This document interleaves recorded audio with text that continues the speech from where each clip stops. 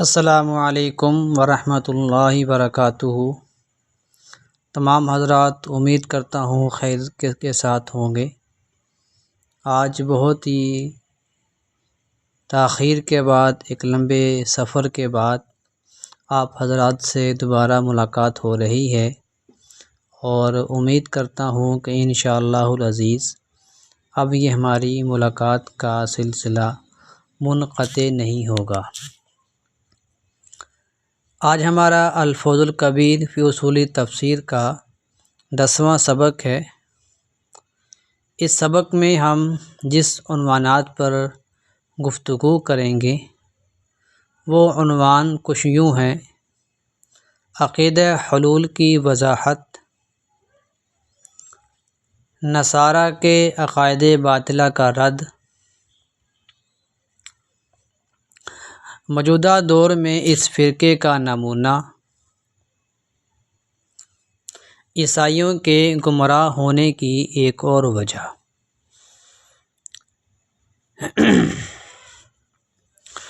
دوسرے اقنیم کی وضاحت۔ اگر آپ ان کا جو پہلا اقنیم کے متعلق معلومات لینا چاہتے ہیں تو اس کے لیے آپ کو ہمارے اس چینل کے اوپر الفوز الکبیر کے سبق نمبر 9 کو اب دیکھیں۔ اس میں تفصیل کے ساتھ اس کے اندر گفتگو کی گئی ہے۔ اس کا لنک میں انشاءاللہ العزیز ڈسکرپشن میں دے دوں گا۔ شاہ صاحب رحمۃ اللہ علیہ نے الفوز الکبیر فی اصول تفسیر میں وثانی الابن یہاں سے لے کر لجمیع الموجودات اس عبارت میں دوسرے اقنیم کے متعلق گفتگو کی ہے، تو فرماتے ہیں دوسرے اقانیم سے مراد ابن ہے۔ حضرت شاہ صاحب رحمۃ اللہ علیہ فرماتے ہیں کہ دوسرے اقنیم سے مراد کی حیثیت نصارہ کی نظر میں وہی ہے جو فلاسفہ کے ہاں صادر اول یعنی عقل اول کی ہے۔ حضرت شاہ صاحب رحمۃ اللہ علیہ نے یہاں پر عبارت ذکر ہے وَهُوَ معنی عام شامل، کہ یہ معنی عام ہے اور کس میں کسی خاص چیز کا تعین نہیں ہے، بلکہ کائنات کی تمام اشیاء اس میں شامل ہوتی ہیں۔ لفظ ابن کی حقیقت۔ نصارہ جو ہے وہ خدا کی صفت کلام کو ابن سے تعبیر کرتے ہیں، لیکن وہ کہتے ہیں کہ یہ انسانوں کی صفت کلام کی طرح نہیں ہے کہ انسان کی صفت کلام خود بخود موجود نہیں ہے۔ جس طرح انسان حادث ہے، انسان کی صفات بھی حادث ہیں، اور یہ جو صفت کلام اللہ تعالیٰ کے ساتھ ہے وہ خود بخود موجود ہے۔ عیسائیوں کے عقیدے کے مطابق اللہ تعالیٰ کو جس قدر معلومات ہوتی ہیں وہ اسی صفت کے ذریعے ہوتی ہیں، اور یہ صفت اللہ تعالیٰ کی طرح قدیم ہے۔ تیسرے اقنیم کی وضاحت۔ حضرت شاہ صاحب رحمۃ اللہ علیہ نے یہاں فرمایا ہے والثالث روح القدس وهو بإزاء العقول المجردہ۔ اس عبارت میں حضرت شاہ صاحب رحمۃ اللہ علیہ تیسرے اقنیم کی وضاحت کرتے ہیں، تو فرماتے ہیں کہ تیسرے اقانیم سے مراد روح القدس ہے۔ حضرت شاہ صاحب رحمۃ اللہ علیہ فرماتے ہیں کہ نصارہ کے نظریہ میں اس کی وہی حیثیت ہے جو فلاسفہ کے خیال میں عقل مجردہ کی ہے۔ حضرت شاہ صاحب رحمۃ اللہ علیہ فرماتے ہیں کہ یہ جو اقانیم ثلاثہ ہیں یہ من وجہ متغیر ہیں اور من وجہ متحد ہیں۔ ایک قول کے مطابق روح القدس سے مراد فرشتوں کی پوری جماعت ہے۔ پھر فرشتوں کے آگے 3 گروہ ہیں، لیکن چونکہ فرشتوں کی جماعت کے سردار حضرت جبرائیل علیہ السلام ہیں، اس لیے روح القدس کا اطلاق عام طور پر سیدنا جبرائیل علیہ السلام پر کیا جاتا ہے۔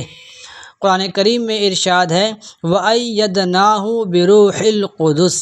اس آیت میں بھی روح القدس سے حضرت جبرائیل علیہ السلام مراد ہیں۔ ایک اور یہ بھی ہے کہ روح القدس سے باپ اور بیٹے کی صفت حیات مراد ہے۔ نصارہ کہتے ہیں کہ اسی صفت کے ذریعے خدا کی ذات اپنے صفت کلام یعنی بیٹے سے محبت کرتی ہے اور بیٹا باپ سے محبت کرتا ہے۔ یہاں پر بیٹے سے ان نصارہ کی مراد حضرت مسیح علیہ السلام ہیں اور یہ صفت بھی قدیم ہے۔ نصارہ کے اس عقیدہ حلول کی جو وضاحت یا خلاصہ کلام یہ بنتا ہے، نصارہ یہ کہتے ہیں کہ اللہ تعالیٰ کی صفت کلام ایک روح کی شکل اختیار کر کے حضرت عیسیٰ علیہ السلام میں سرایت کر گئی ہے، تو لہٰذا حضرت عیسیٰ علیہ السلام وہ بیک وقت بشر بھی ہیں اور خدا بھی۔ نصارہ اس کے دلائل دیتے ہوئے وہ کہتے ہیں کہ انجیل اور قرآن کریم کی وہ تمام آیات پیش کرتے ہیں جن آیات میں حضرت عیسیٰ علیہ السلام کو بیٹا کہا گیا ہے، اور ان آیات کو جن میں خدا کے افعال کو جناب عیسیٰ علیہ السلام نے اپنی طرف منسوب کیا ہے۔ نصارہ دوسری دلیل یہ پیش کرتی ہیں کہ کہتے ہیں جس طرح حضرت جبرائیل فرشتہ ہونے کے باوجود کبھی کبھی انسانی شکل میں ظاہر کیے جاتے تھے، اسی طرح حضرت عیسیٰ علیہ السلام بیٹا اور خدا ہونے کے باوجود وہ انسانی شکل میں ظاہر ہوئے ہیں۔ حضرت شاہ صاحب رحمۃ اللہ علیہ نے ان کی ان دلائل کو وَكَانُوا يَعْتَقِدُونَ أَنَّ أَقْنُومَ یہاں سے لے کر بعض افعال اللہ تعالیٰ الی نفسہ تک جو ہے عیسائیوں کے عقیدہ حلول کے جو دلائل ہیں ان دلائل کو اس عبارت میں بیان کیا ہے، جس کا خلاصہ میں نے آپ حضرات کے سامنے پیش کر دیا ہے۔ جناب جبرائیل علیہ السلام کا انسانی شکل میں آنا یہ کئی احادیث میں وارد ہوا ہے۔ صحیح احادیث میں حضرت جبرائیل علیہ السلام حضرت داحیہ کلبی رضی اللہ تعالی عنہ کی شکل میں اللہ کے نبی کے پاس تشریف لایا کرتے تھے، اور جس وقت کوئی اسلام کا حکم یا دین کا کوئی حکم پہنچانا یا سکھانا مقصود ہوتا تھا تو حضرت داحیہ کلبی رضی اللہ تعالی عنہ کی شکل میں آ کر اللہ کے نبی کو وہ سوال پوچھتے یا سوال بتاتے تھے۔ صحابہ کرام رضوان اللہ تعالی علیہم اجمعین سوچتے کہ شاید یہ داحیہ کلبی رضی اللہ تعالی عنہ ہیں، لیکن وہ حقیقت میں حضرت جبرائیل علیہ السلام ہوا کرتے تھے۔ تو خلاصہ کلام یہ ہوا کہ نصارہ کہتے ہیں جس طرح حضرت جبرائیل علیہ السلام فرشتہ ہونے کے باوجود وہ انسانی شکل میں ظاہر ہو سکتے ہیں، اسی طرح حضرت عیسیٰ علیہ السلام جو ہے یہ خدا کا بیٹا ہونے کے باوجود وہ انسانی شکل میں ظاہر ہوئے ہیں۔ حضرت شاہ صاحب رحمۃ اللہ علیہ نصارہ کے ان تمام عقائد میں سے ان تمام دلائل میں سے ایک ایک دلیل کا جواب دے رہے ہیں۔ چنانچہ ان کی پہلی جو دلیل ہے جس میں وہ دلیل یہ پیش کرتے ہیں کہ حضرت عیسیٰ علیہ السلام نے بعض جو قرآن کریم کی آیات میں ہے اور انجیل کی آیات میں ہے جس میں ابن کا لفظ جو ہے وہ حضرت عیسیٰ علیہ السلام کے لیے استعمال کیا گیا ہے۔ تو پہلی بات تو یہ ہے کہ انجیل میں جو الفاظ آئے ہیں، انجیل کو پوری دنیا یہ بات جانتی ہے کہ انجیل اس وقت اپنی اصلی صورتحال میں موجود نہیں ہے، بلکہ عیسائیوں نے اس میں کئی طرح کے اس میں تحریفات کر دی ہیں۔ لیکن بالفرض محال اگر ہم یہ بات مان لیں کہ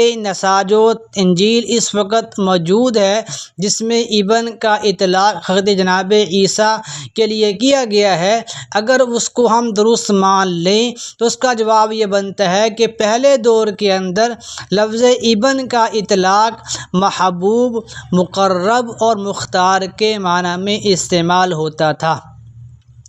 جیسا کہ انجیل کی کئی آیات اس پر شاہد ہیں۔ اگر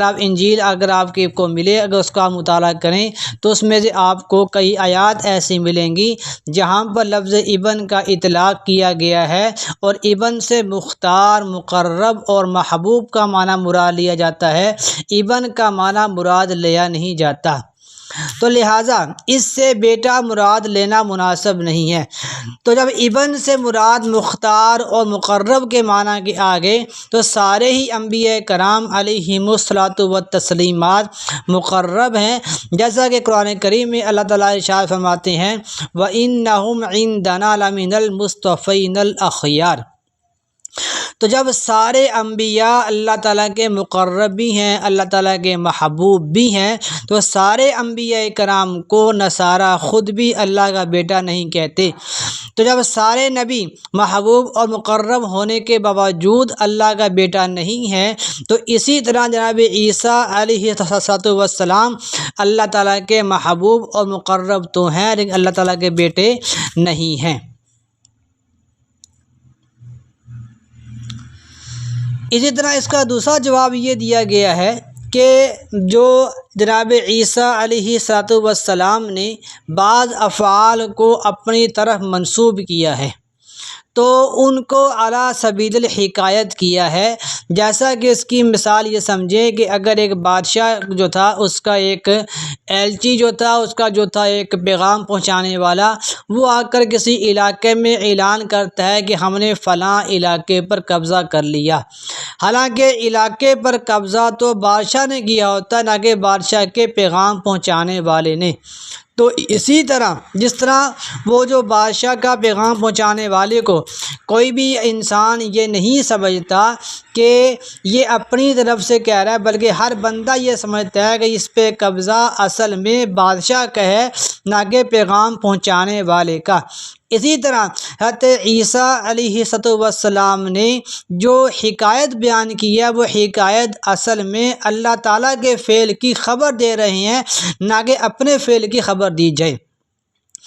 اور تیسرا جواب اس کا یہ ہے کہ ممکن ہے کہ جناب عیسیٰ علیہ السلام کے اوپر وحی کا طریقہ یہ ہو کہ وحی کے الفاظ آپ کے دل پر القاء کر دیے جاتے ہوں، جن کو آپ نے من و عن نقل فرما دیا ہو، جیسے کہ قرآن کریم میں اس کے قل یا عبادی الذین اسرفوا علی انفسہم لا تقنطوا من رحمت اللہ۔ اب یہاں پر ہے یا عبادی، اے میرے بندے۔ اب یہاں پر اللہ کے نبی آپ صلی اللہ علیہ وسلم نے جس طرح آپ کے دل پر وحی کے الفاظ القاء کیے گئے، آپ نے بعین ہی ان الفاظ کو امت کے سامنے بیان کر دیا۔ تو کوئی بھی انسان اس سے یہ نہیں سمجھتا کہ اللہ کے نبی اپنے آپ کو یہاں پہ مخاطب کر کے امت کو اپنا بندہ نہیں کہہ رہے، بلکہ اللہ تعالیٰ کی خط کی طرف سے وہ خبر دے رہے ہیں، وہ حکایت بیان کر رہے ہیں۔ جو الفاظ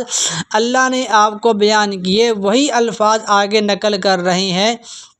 اسی طرح جناب عیسیٰ علیہ السلام کی طرف جو وحی کے الفاظ آپ کے دل میں القاء کیے گئے، آپ نے انہی الفاظ کو امت کے سامنے بیان کر دیا، تو در حقیقت وہ اللہ تعالیٰ کے فعل کی خبر دے رہے تھے، نہ کہ اس افعال کو اپنا فعل بتلا رہے تھے۔ اور حضرت شاہ صاحب رحمۃ اللہ علیہ نے اس جو اشکال کا جواب دیا ہے، یہ ان کی الفوز الکبیر میں وجواب الاشکال الاول یہاں سے لے کر والحقیقت غیر خفیہ یہاں تک کی عبارت میں اس جو ہم نے 2 صفحے یہاں پر خلاصے میں پڑھے ہیں، ان کا جواب حضرت نے اس عبارت میں دیا ہے۔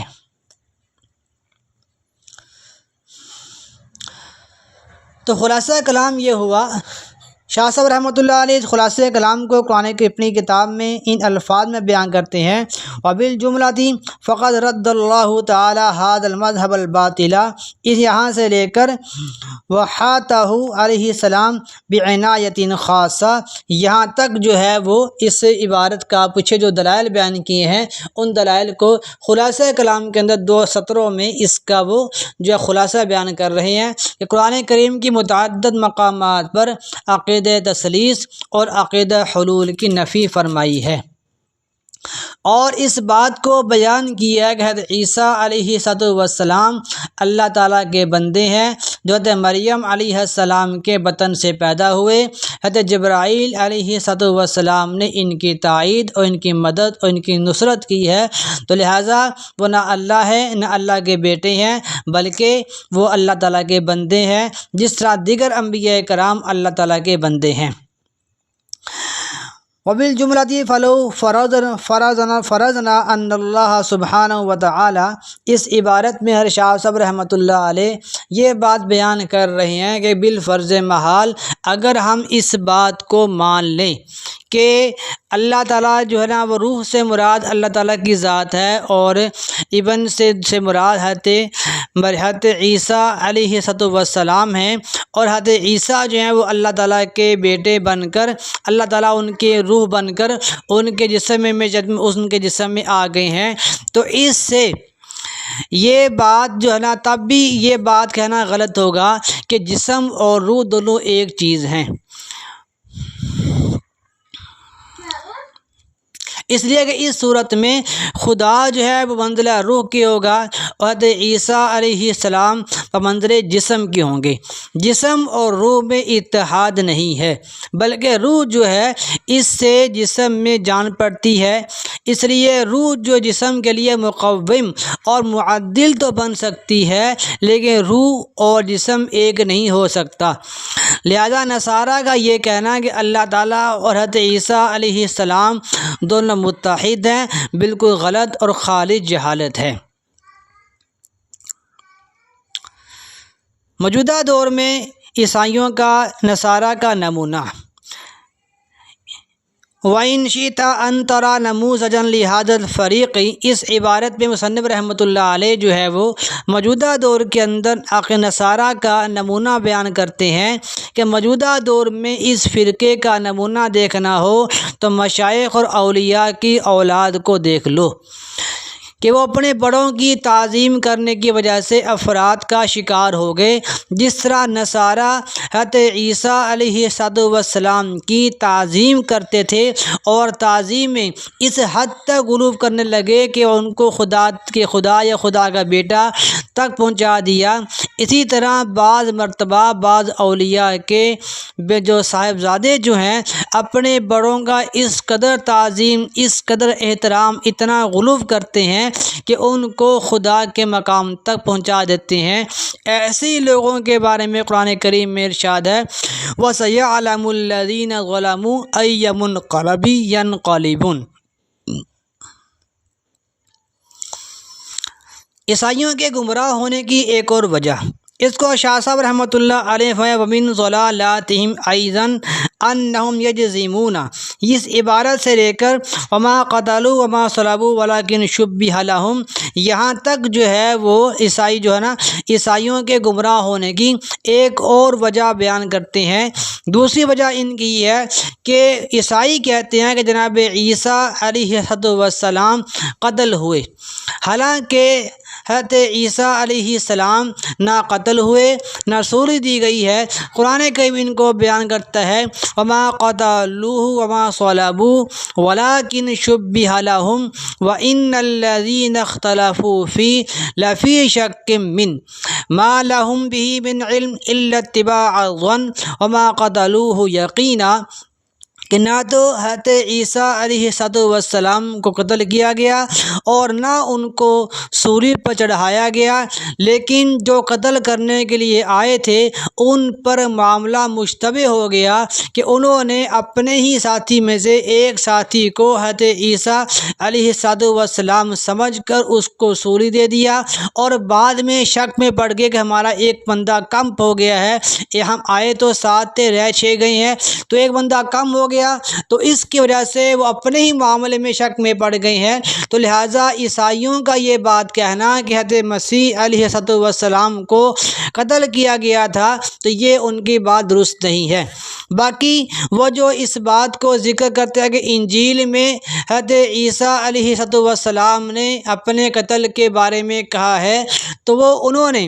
اس انجیل میں جو قول ہے اس کا مطلب یہ ہے کہ حضرت عیسیٰ علیہ السلام یہودیوں کے قتل کی اقدام قتل کی خبر دے رہے ہیں، نہ کہ قتل ہونے کی خبر دیں۔ تو لہٰذا خلاصہ کلام یہ ہوا کہ عیسائیوں کا یہ بات کہنا کہ حضرت عیسیٰ علیہ السلام کو قتل کیا گیا یا ان کو صلیب پر چڑھایا گیا، معاذ اللہ، یہ سراسر ان کی جہالت اور گمراہی ہے، جس کا حقیقت کے ساتھ کوئی تعلق نہیں ہے۔ یہیں پر ہمارے آج کا سبق ختم ہوتا ہے۔ ملتے ہیں انشاءاللہ العزیز آپ کو اگلے سبق کے ساتھ۔ ویڈیو اچھی لگے، سبق اچھا لگے تو لائک کیجئے، کمنٹس کیجئے، لوگوں کو، اپنے دوست احباب کو شیئر کریں، اور اگر کوئی بات منجلک ہو، کوئی بات سمجھ میں نہ آئے، یا کوئی بات کوئی سوال آپ کے ذہن میں ہو تو کمنٹس کر کے ضرور پوچھیں، اور اپنی ویڈیو کے بارے میں رائے ضرور دیں کہ کیسی بنی ہے، مزید اس میں کیا بہتری آ سکتی ہے، تو اس طرح کی رائے ضرور دیں۔ ملتے ہیں انشاءاللہ آپ کو اگلی ویڈیو کے ساتھ۔ السلام علیکم، اللہ حافظ۔